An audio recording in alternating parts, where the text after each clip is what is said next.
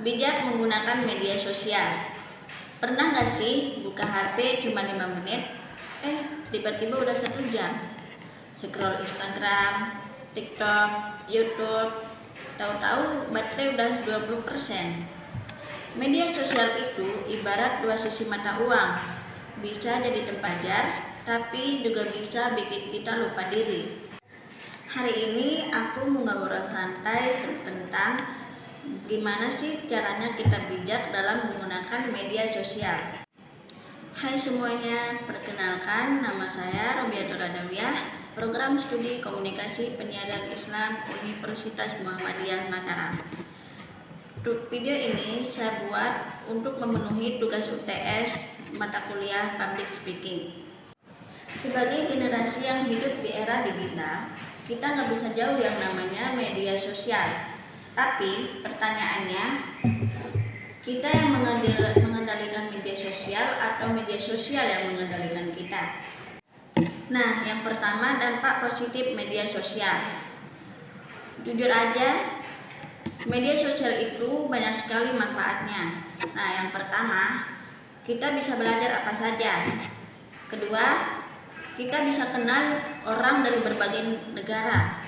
Nah, yang terakhir, bisa bangun bisnis, personal branding, bahkan mendapatkan uang dari media sosial tersebut.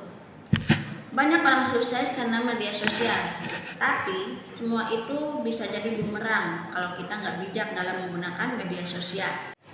Nah, yang kedua, masalah yang sering terjadi dalam media sosial. Ada 3 hal yang sering terjadi di media sosial. Nah, yang pertama, membandingkan diri dengan orang lain. Lihat orang pamer liburan, pamer mobil, pakai skincare, padahal kita nggak tahu itu hasil kerja keras, hasil edit, atau cuma numpang foto. Akhirnya kita insecure, padahal hidup kita juga berharga. Nah, yang kedua, terjebak informasi palsu. Ada berita heboh, langsung share, padahal belum dicek kebenarannya. Ingat, niatnya berbagi info, tapi kalau salah bisa jadi fitnah. Nah, yang ketiga, scroll tanpa tujuan. Niatnya mau cari resep masak, tapi malah berakhir nonton video kucing selama 2 jam. Relate kan? Nah, yang ketiga, cara bijak menggunakan media sosial. Nah, gimana sih caranya biar kita tetap enjoy, sehat mental, dan produktif? Nah, yang pertama, gunakan untuk hal positif. Follow akun yang bikin kamu berkembang seperti edukasi, motivasi, skill, agama, dan lain-lain. Feed kamu adalah cerminan dirimu. Nah, yang kedua, batasi waktu. Nggak harus anti media sosial, tapi coba atur durasinya. Misalnya 30 menit pagi, 30 menit malam. Karena yang berlebihan itu tidak pernah baik. Nah, yang ketiga, jangan langsung percaya. Sebelum share atau komentar, cek dulu sumbernya.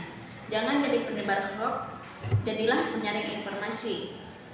Nah, selanjutnya, fokus pada hidup nyata.